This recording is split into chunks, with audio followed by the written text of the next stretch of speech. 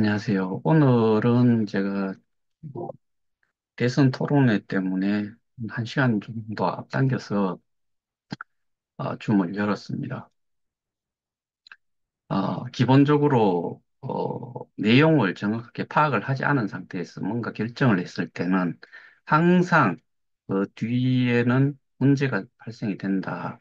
근데 이게 한두 사람의 문제가 아니고 뭐 전 국민을 상대로 하는 대선이다 보니까 어, 누군가는 지역에 따라서 어떤 데는 그러니까 지역이 또 당과도 뭐 관련이 있고 그래서 내용을 파악을 못한 상태에서 제가 항상 그런 이야기 그런 생각을 좀 했었는데 뭐 국회의원 선거도 그렇고 지역 그 저기 지방 선거도 그렇고 어 사람들에게 알리는 것 자체가 출퇴근 시간에 사거리 교차로에서 피켓 들고 절하는 거, 사람 농원에서 절하는 거, 그다음에 프랜카드 하나 내거는 거, 뭐 대선 토론회라는 것도 짧은 시간, 뭐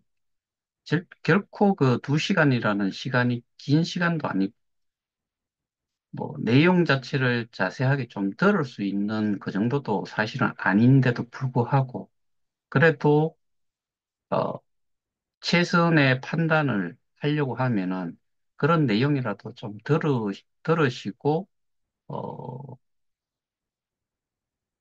나한테 주어진 그 고유한 권한을 한번 행사하시는 게 가장 좋지 않겠나 싶어서 오늘, 어, 이 줌 시간을 좀 당겼습니다. 그, 저희가 지금 처한 이 상황도 어떻게 보면은,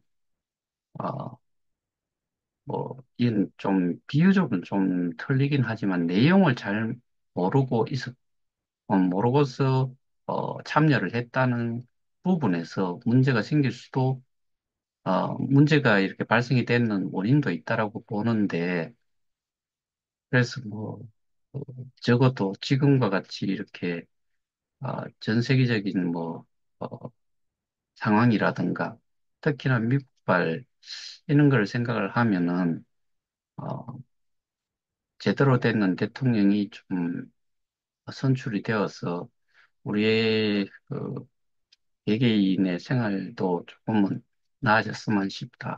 누가 되든 큰 차이는 없을 수가 있는데, 대응을 하는 데 있어가지고는 그 후보자의 뭐 대통령으로서 직을 수행하는 사람이 누구냐에 따라가지고 그큰 차이를 낼 수도 있기 때문에, 그래서 다른 거 다 집어치우고, 제가 생각하는 대통령을 뽑을 때는 어, 그 대통령이 대통령으로서 할 수 있는 역할을 제대로 할 수 있는지 없는지가 가장 중요한데, 모든 일은 할 수는 없지만은, 어, 그래도 그, 런 판단을 뭐 원칙의 기준을 두고서, 그 다음에 이 능력이라든가 이런 것들이 따라줘야지만이 우리가 원하는 대통령, 그 다음에 우리나라 이 어려운 상황을 헤쳐나갈 수 있지 않겠나.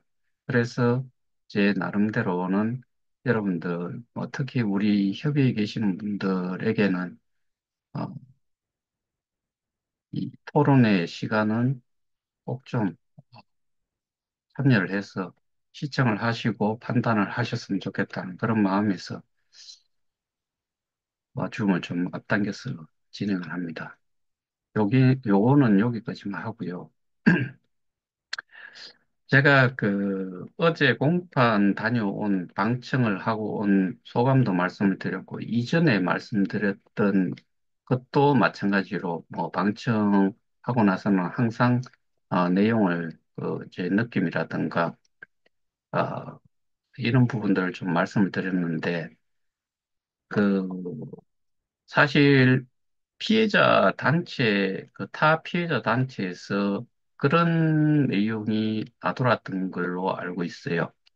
몇 성까지가 그러면은 그 모집책에 가해자로서 구분이 될 수 있냐는 식의 질문도 그런 내용을 좀 가지고서 어, 다룬 내용도 있고 또 가장 최근에는 어떤 사람이 어, 그 단체의 한 사람을 놓고서 실명을 실명 실사를 하고서 답변을 해보라라고 하면서 글을 올리는 내용이 그 피해자 코스프레를 하지 마라. 그러니까 결국에 너 같은 사람은 피해자에 해당이 안 된다. 이런 내용을 글을 올려놓은 거를 봤는데 뭐 그 사람이 그 저를 엄청나게 욕을 했던 사람 중에 하나예요. 이름이 뭐 강예린가 그렇긴 한데 그게 실명이 아닌가 봐요.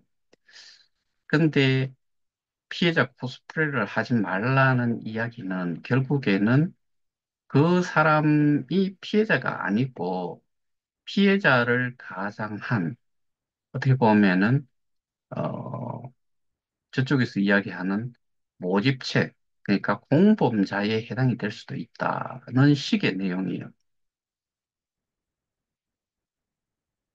그러니까 실제로 그 제가 그 리타라는 베트남 여자가 올려놨는 내용이 그 캡처 내용에 자기의 전자지갑을 FBI에게 제출, 어, 2021년도에 그 자기 그 지갑에 있던 현재 교환 자산이라고 하는 그 자산 부분의 지갑 부분을 그 FBI에게 전달을 하고 싶다. 그런데 그 전에 나왔던 이야기를 좀 생각을 해보시면은 걔들이 꼭 뭐 그 FBI에다 신고를 하고 뭐 수사가 진행이 되고 있는 것처럼 자기들이 한 것처럼 이야기를 했는데 이런 이야기를 지금 하고 있다는 것 자체가 지들은 아무것도 하지 않았다는 거예요.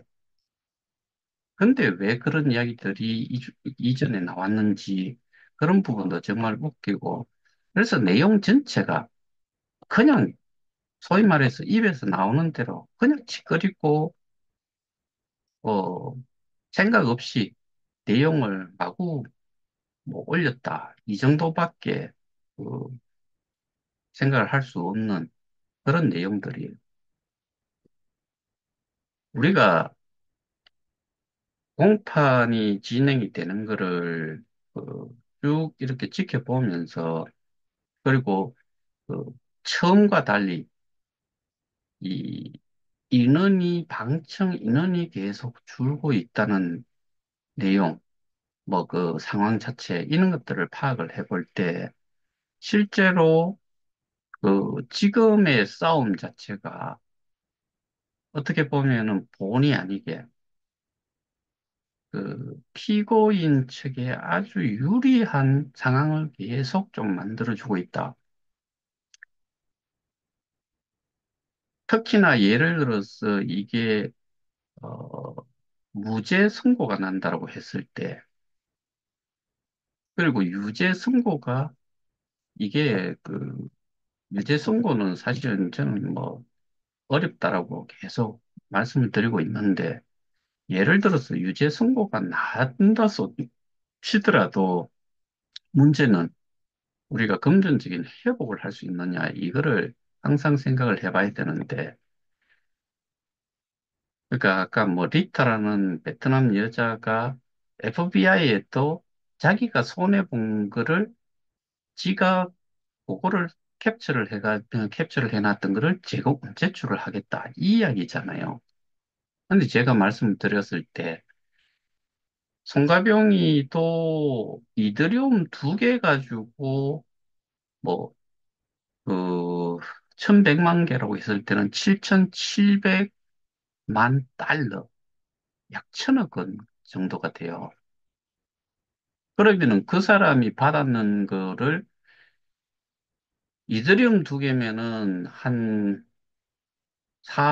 400달러에서 그거를 환율 적용을 한 1,500원을 해도 60만 원인데 60만 원에 대한 200%의 수익을 생각하면은 자기 그 60만 원 플러스 그 200%니까 120만 원, 총 180만 원만 자기가 수익을 득하고 나면은 거기에서 끝나야 되는 거지요.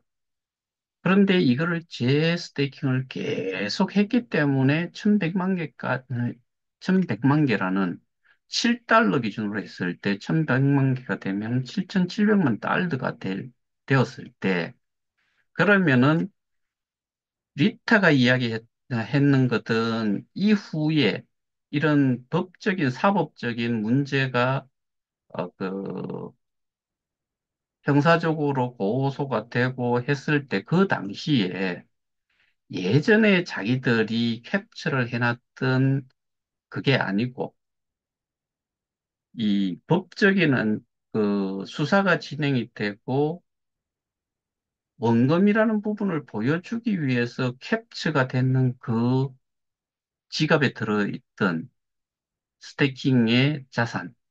그게 송가병씨 기준으로 하면은 400달러여야 되는데 원금이 7,700만 달러가 됐다고 했을 때 이거를 7,700만 달러라는 거를 원금이라고 이야기할 건지 그 정도는 없어요. 거기에서 피해자들이 제공을 하는 것 자체는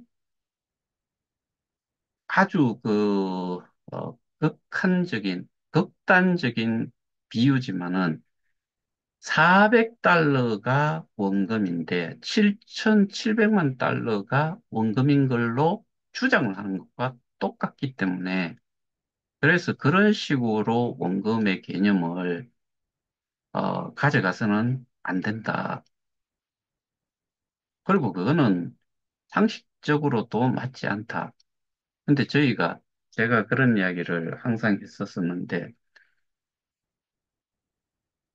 재단에서 관리하는 계좌가 있었다라고 하면은, 그게 제가 경상도 사람이다. 계좌인데, 이게 발음이 어려워요. 그냥 뭐, 영어로 그냥 어카운이라고 하잖아요.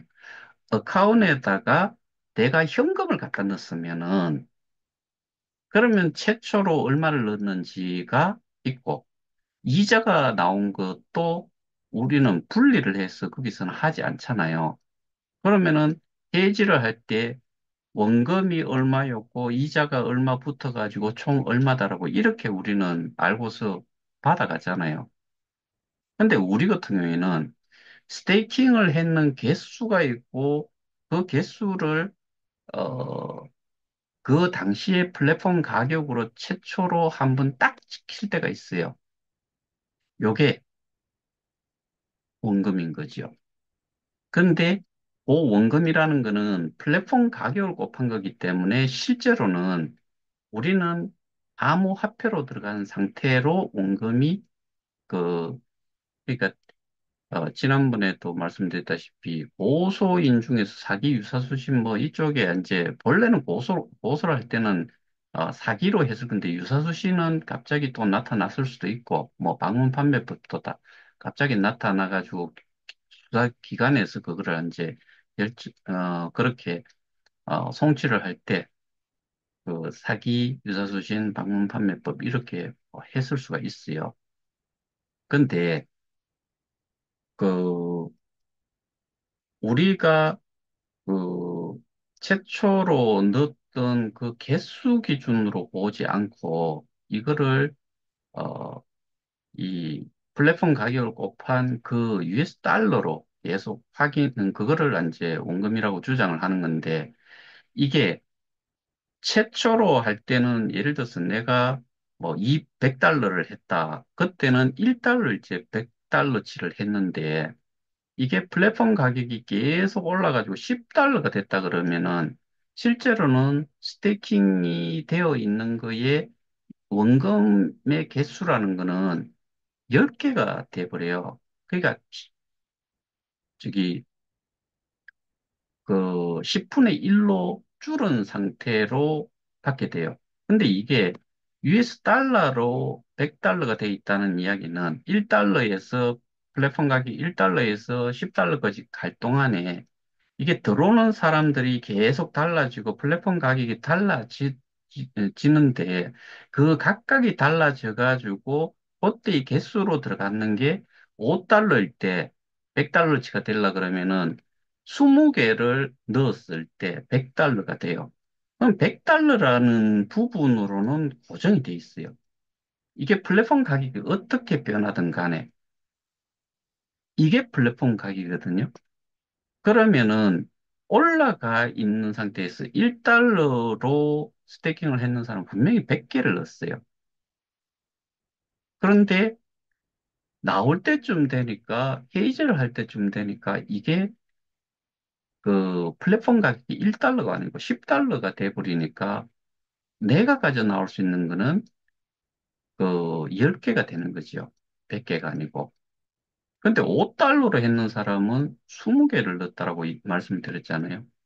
20개를 넣는 사람도 이, 그, 플랫폼 가격이 10달러일 적에는 20개를 넣었던 사람도 10개밖에 못 가져 나와요. 요게 이제 기본적인 거고, 그래서, 어, 그, 플랫폼 가격이 이렇게 움직임으로 해가지고 내가 가질 수 있는 원금의 개수는 당연히 줄어들지요. 그 아까 말씀드리다가 말았던 게 뭐냐 하면은, 고소인이 고소를 한 사람들이 여러 부류가 있어요.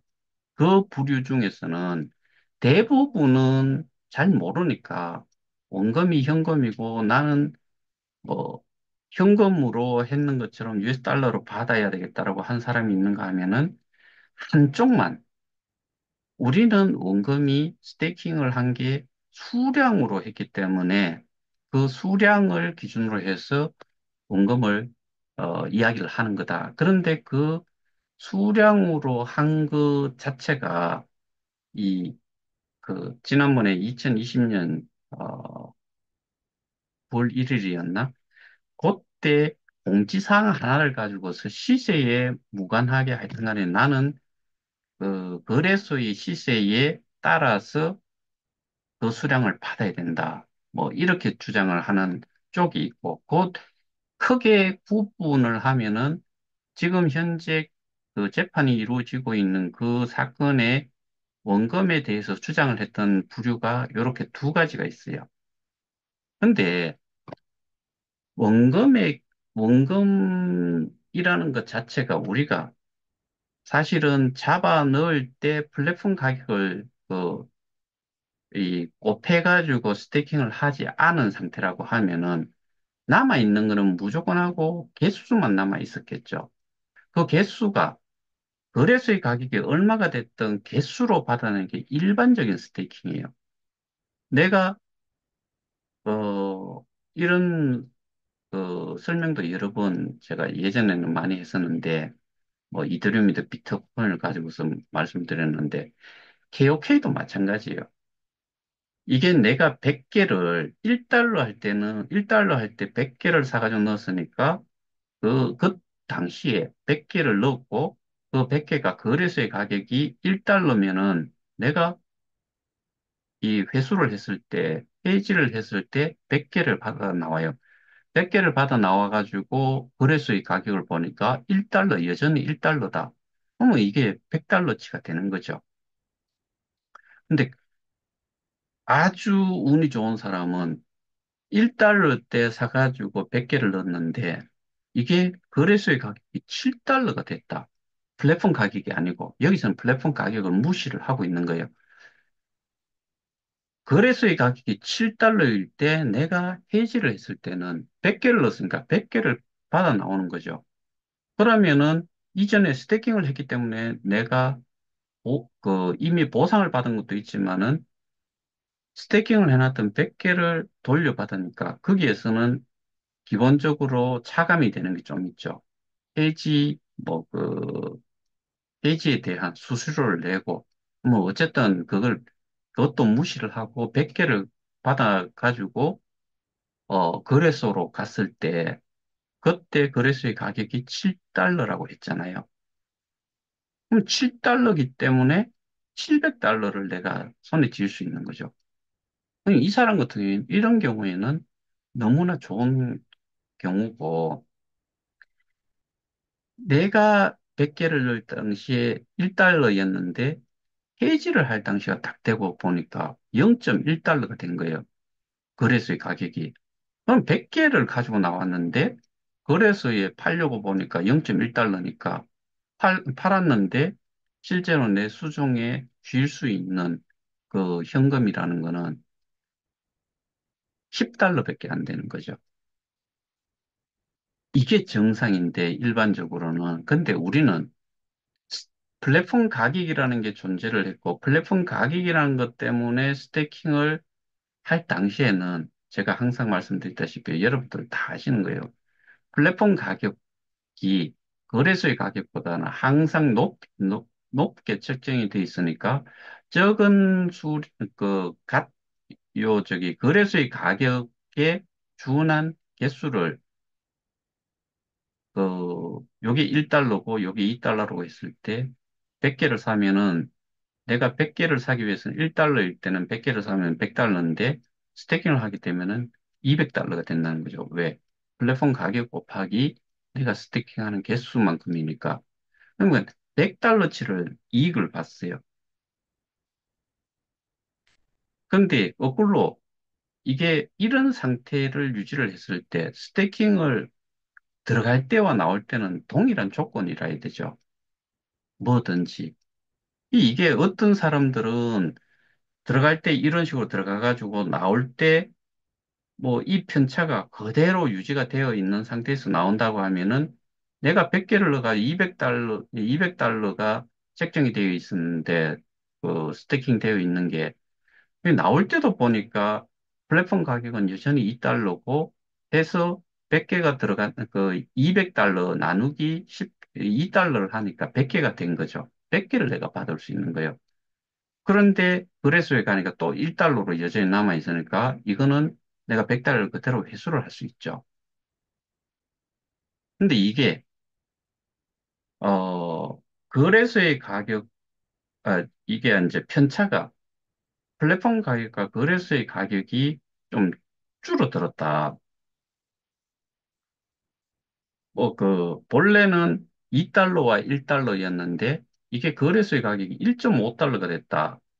그러면은 플랫폼 가격은 여전히 2달러니까 200달러 나누기 어, 2달러를 하니까 100개를 여전히 가지고 나오죠. 가지고 나와가지고 거래소에서 팔려고 보니까 1.5달러다. 그러면은 1.5달러로 파니까 100개를 파니까 150달러가 되는 거죠. 그래도 여전히 50달러만큼은 더 혜택을 보는 경우가 될 수가 있어요. 근데 이게 2달러짜리가 아, 0. 뭐 0.2달러가 됐다. 10분의 1로 줄었다고 했을 때는 가지고 나오는 개수는 100달러인데 100개를 가지고 나왔는데 200달러지만은 플랫폼 가격이 여전히 2달러니까 나눠버리면 100개가 되고 100개를 0.2달러로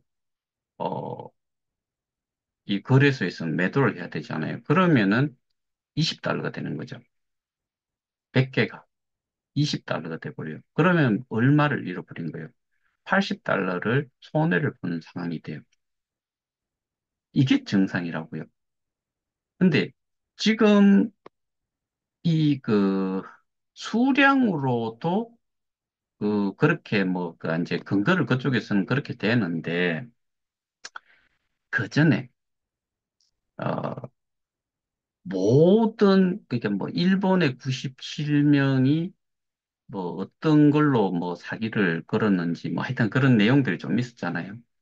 근데 15만 명 정도가 해지를 한 걸로 나와 있는데 그 사람들이 들어갔다가 해지를 하고 나올 때 그 15만 명이 거래소의 가격에 맞춰가지고 받아간 사람이 한 사람이라도 있겠느냐?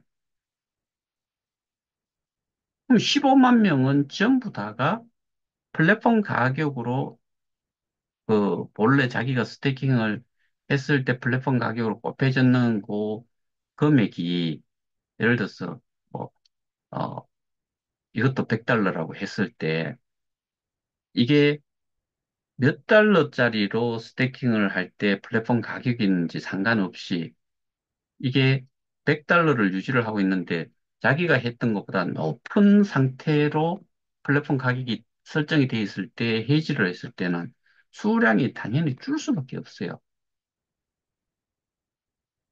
그래서 이런 부분들을 재단이든 그러니까 이건 운영사를 언급을 할 가치조차 사실은 없다라고 생각이 되는데 왜냐하면은 가격 정책에 대한 부분은 재단의 소관이거든요.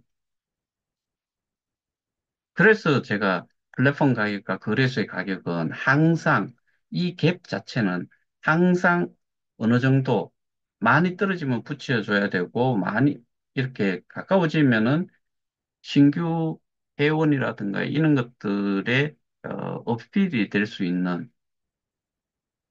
그런 이점이 되는 부분들을 뭐, 그, 소개를 하고 많은 사람들이 유입될 수 있도록 하는 부분에서 이 갭은 연동이 이런 식으로 오를 때도 이렇게 됐으면 내릴 때도 이런 식으로 맞춰져야 된다.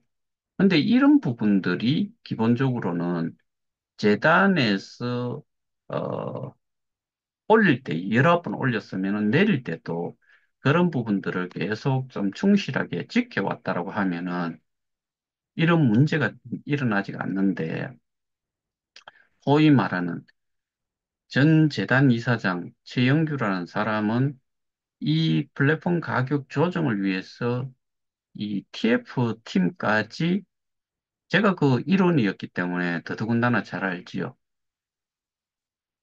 그렇게라도 해서 플랫폼 가격을 조정을 하려고 했는데 지금 현재 피고인은 제가 2020, 음, 2022년, 2022년, 2022년도가 맞겠죠. 제 지금 헷갈리는데, 2022년 12월, 정확한 날짜가 지금 갑자기 기억이 안 나네.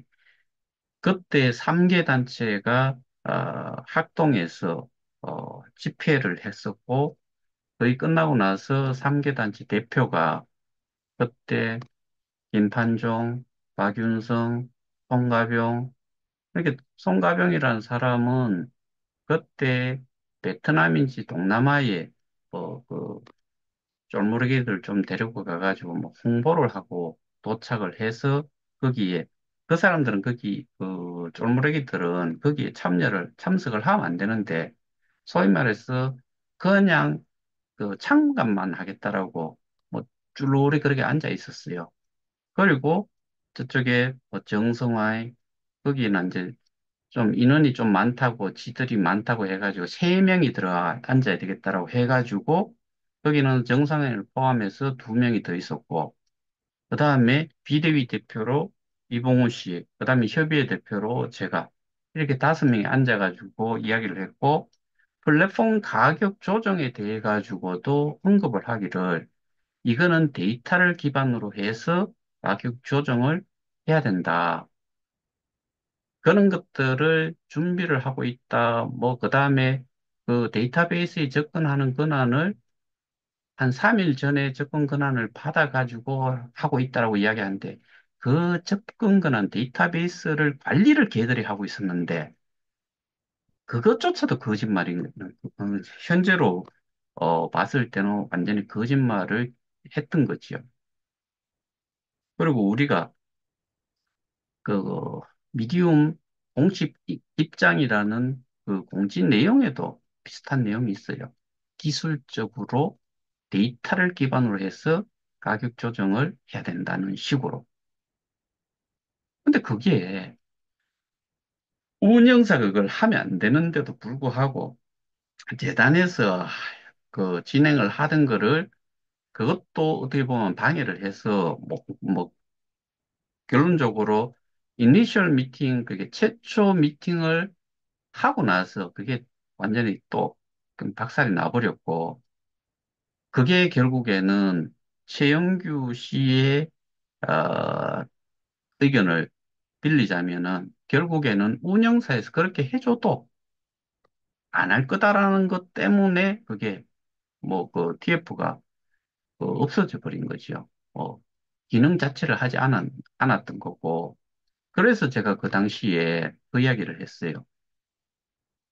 법적으로라도 이게 우리가 재단에서 결정을 한 거를 시행을 하지 않았는 그, 그 운영사가 있다 그러면 그놈들을 우리는 우리가 결정을 해서 재단에서 TF를 통해서 얻어내는 이 가격 조정 안에 따라 가지고 지시를 하고 그 지시를 따르지 않아 가지고 이 모양 이 꼴이 됐다는 거를 법적으로 해결을 할 때 그런 거를 증거 자료로 좀 내세우자는 식으로 계속 이 TF는 운영을 해야 된다.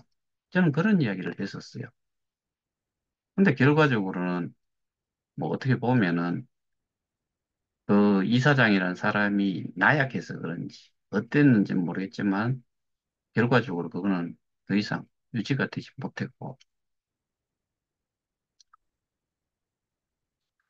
그래서 저희는 이게 재단의 역할을 그들이 하고 그 운영사라는 쪽에서 했다는 거고 그다음에 이런 부분들에 대해 가지고 지금 수사기관에서 저희 사건에 대해 가지고는 이 부분만 명확하게 정리가 되면은 그러면 저희 사건도 마무리 단계에 갈 수 있다. 저는 그렇게 이해를 하고 있어요. 제가 만났을 때 들은 이야기를 기준으로 하면 아, 제가 통화를 했는 거구나. 그 부분 마지막에 통화를 했을 때 그렇게 저는 이해를 했고 그러니까 지금 어 사기 유사수신 이 공판이 진행이 되는 건 또 제가 7차에 걸쳐 가지고 방청을 한 내용을 매번 전달을 했는데, 뭐, 그 방청을 하면서 피해자들이 거기에 이제 고소인으로 참여를 한 사람들도 숫자가 점차적으로 줄고 있는 상태. 그게 내용을 이제 뭐 그 단톡방에서도 그런 이야기가 나왔지만은 어느 수준의 몇 성 정도의 사람들이 제가 그 진주 사람, 그 사람 누군지 알아요. 이름을 딱 보니까 그 뭐 몇 성까지가 모집책으로 그렇게, 해당이 되느냐, 뭐 이런 식으로 물을 정도니까. 근데 다른, 이게 몇 성이 중요한 게 아니고 어떻게 소개를 했느냐고 몇 성이 중요하다라고 할 수가 없는 게 이게 어떻게 보면은 성이 쌓이는 거는 자동적으로 어떠한 요건이 딱 맞춰지면은 성은 계속 바뀌잖아요. 자동적으로. 순식간에. 예를 들어서 내가 한 사람이 삼성이 돼야 되는데 이성이 두 명이 있다가 세 명이 만들어지는 그 마지막 한 사람이 이성이 되는 사람이 그 요건을 딱 만족을 했을 때 요 사람이 이성이 됨과 동시에 이 삼성이라는 사람도 동시에 삼성이 돼버려요. 근데 이것이 중요한 게 아니고 결국에는 소개를 어떤 식으로 했느냐. 그 피해자 단체에서 주장하는 것처럼 원금 보장이 된다라고 소개를 하면서 그렇게 자기, 자기가 소개를 그런 식으로 했다라고 하는 그것 자체가 결국에는 모집책으로 그쪽에서 분류를 하는 모집책에 해당이 되는 거지요. 근데 그런 내용이 없는 상태로 소개를 했을 때는 이거 자체가 범죄 행위에 해당이 안 되는 거지요. 그러면 우리는 어디로 가야 되느냐? 다시 돌아오면은 잘 돼가던 사업이 그리고 플랫폼 가격이라는 여기 그 우리가 잘 알고 있는 최영규 씨라는 사람을 우리는 그 당시에만 해도 개혁회의는 최영규고 최영규는 개혁회의다. 이런 등식이 성립이 될 정도의 사람이었는데 그 이런 사람이 이 그 플랫폼 가격이라든가 이런 부분에 대해 가지고 뭐라고 표현까지 했냐면은 여러분들도 기억하실 거예요. 플랫폼 가격이라는 가격 이원화 정책이라는 게 결국에 이 사업의 핵심이었다라고, 핵심 파라메타였다라고 언급을 했어요. 그만큼 이게 이 어떻게 보면은 이 플랫폼 가격이라는 부분, 이 가격 이원화 정책에서 하나, 그 중에 하나는 이 이원화 중에서 그 하나는 거래소의 가격이고 나머지 하나가 플랫폼 가격이에요. 결국에 이런 이야기가 나오는 것 자체가 플랫폼 가격이 존재를 한다는 거고 이 플랫폼 가격이라는 것 자체의 존재가 어떤 기능을 하느냐. 가격이 일어날 때는 이 가격이 떨어졌을 때 그게 그대로 다시 기어 올라오지 않는 이상은 이게 답이 없죠. 왜? 스테이킹이 되어 있는 것 자체가 이 한 개가 거래소의 가격이 1달러면 한 개가 1달러가 되는 거고, 이게 10달러가 되면은 10달러가 되는 거고, 그런 거잖아요. 그러면 이게 100개가 됐는데 1달러 지금 100달러지만은 0.1달러가 되면은 10달러가 되는 거죠. 그럼 10달러가 100달러치를 회복을 하기 위해서는 거래소의 가격이 정말 0.1달러에서 10달러까지 오지 않는 이상은 이건 무조건 하고 답이 없어요.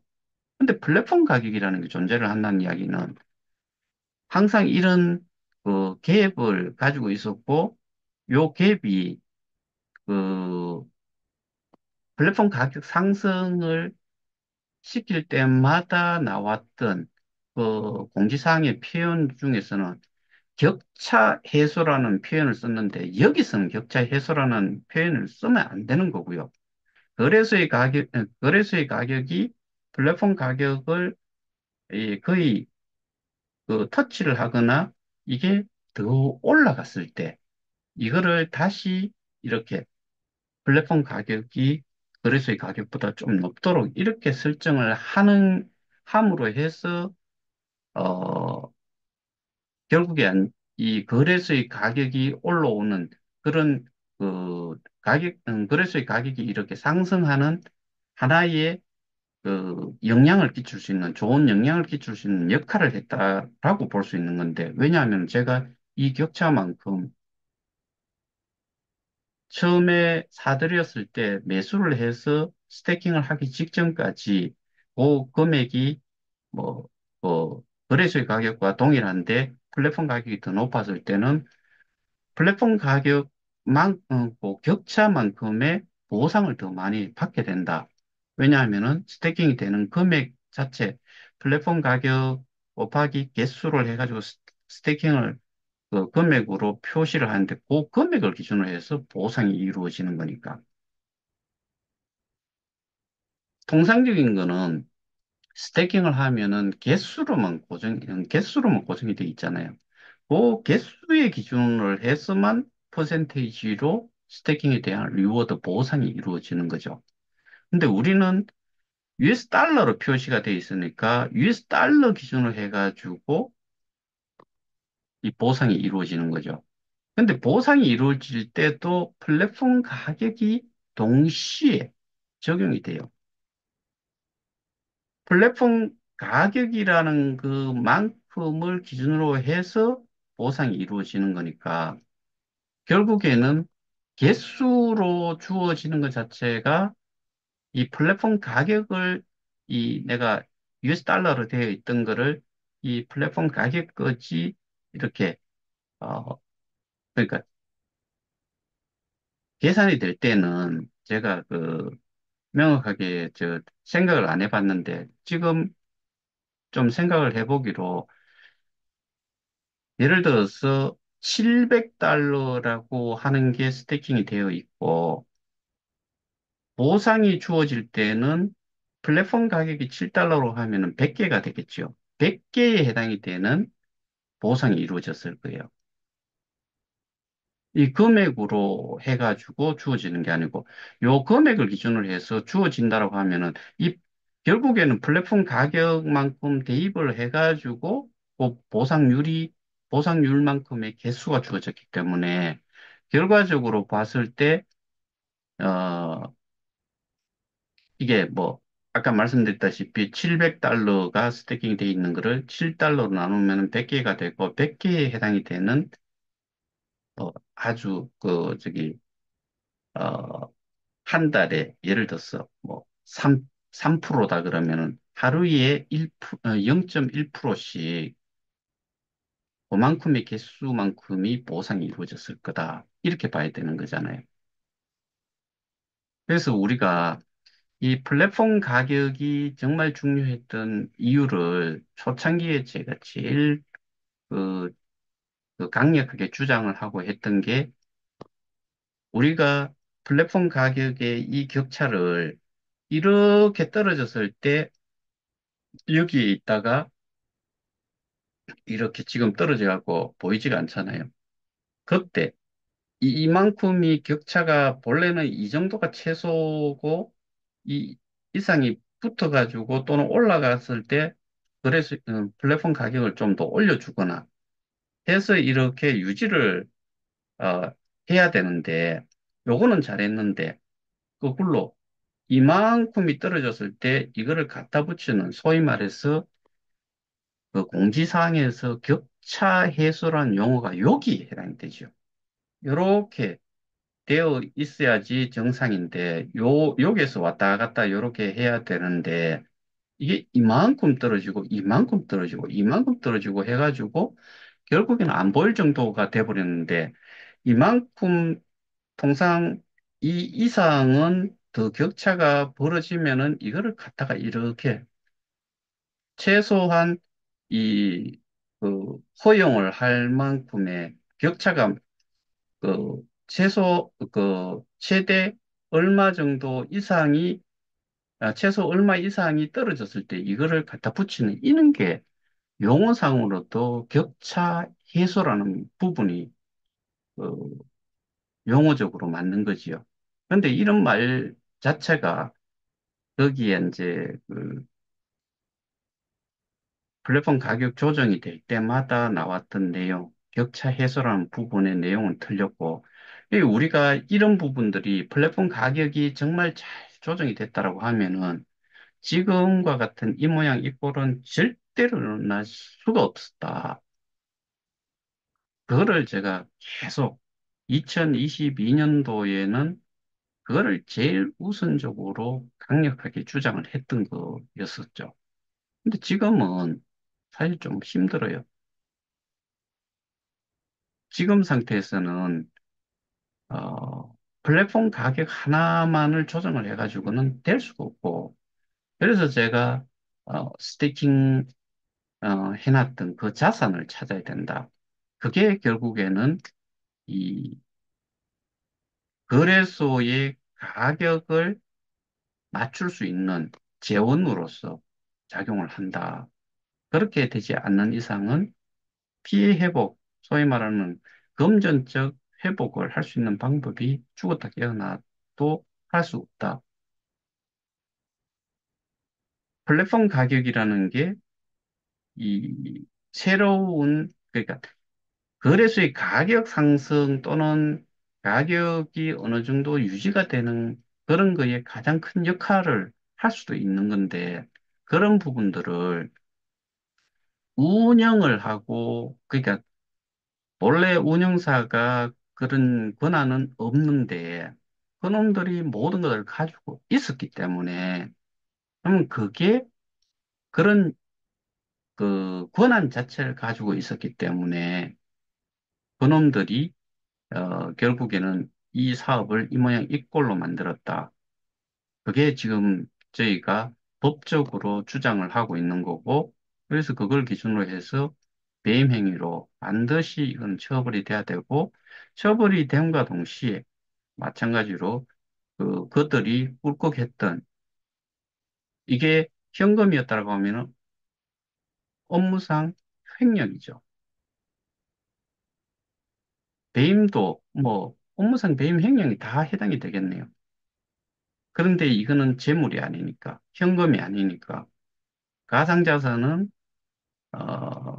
거기에 속하지를 않으니까. 그래서 배임으로. 그거는 대법원 판례를 기준으로 해서도 제가 지난번에 한번 말씀드렸고, 그렇게 해서 이 스태킹 되었던 것들을 반드시 되찾아야 된다. 그것만이 우리가 살 길이다. 나머지 경우는 배상명령 신청을 했는 것도 다 꽝 됐다라고 저는 알고 있고, 민사로 진행했던 부분도 일부 승소만 했는데 그 일부 승소의 금액으로는 절대로 만족할 수 있는 게 아니다.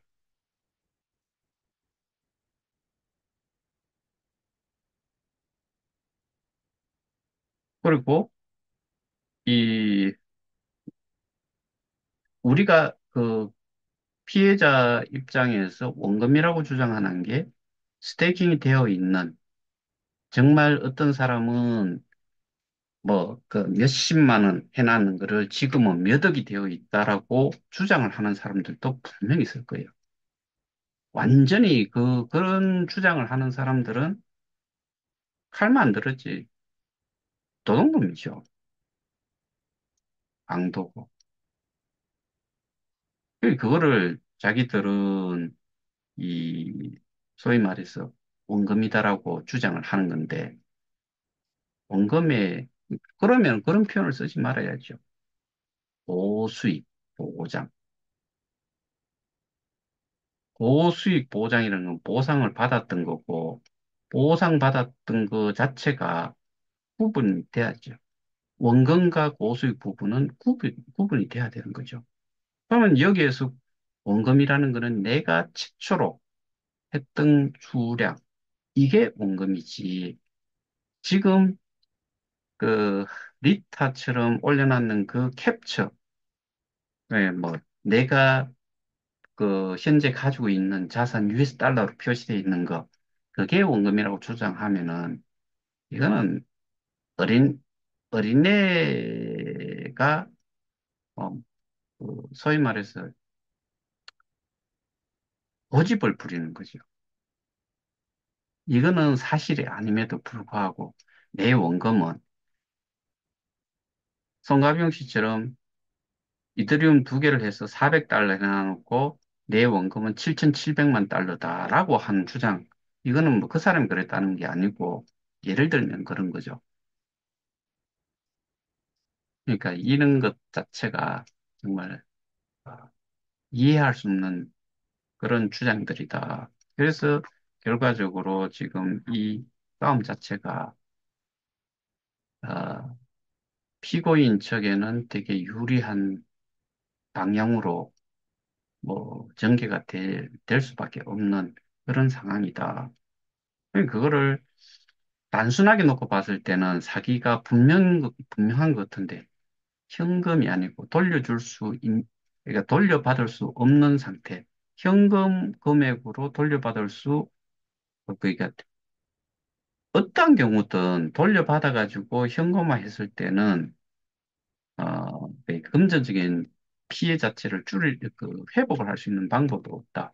현금으로 한 거 없고, 그러니까 현금은 아니다라는 건 일단 딱 결정이 돼 있는 거고, 수량 베이스로 받아봐도 누구의 주장처럼 해버리면은 이게 오바를 해버리기 때문에 이 거래소에 신고돼 있는 물량보다도 오바가 돼버리면은 상장 폐지가 되니까 가지고 있어나 마나 팔 수도 없고 아무것도 할 수 없다. 이런 기본적인 내용들을 이해를 못한 상태에서 지금 도적인 대응을 하고 있다. 저는 그렇게 생각합니다.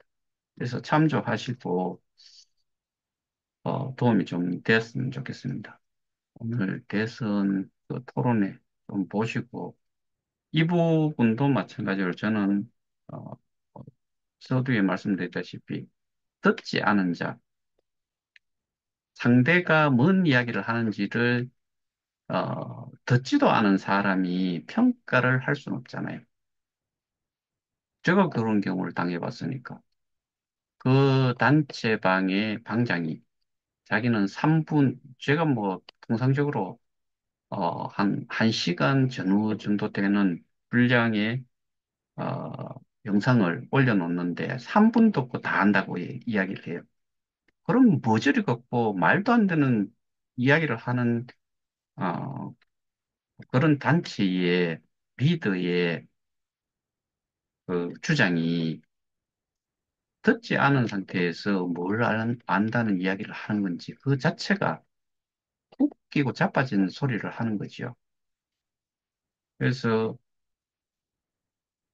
대선 토론회를 통해서 다른 거 다 집어치우고 우리가 그 사람들 뭐 그 당리당략에 우리가 해당이 되는 사람 아무도 없어요.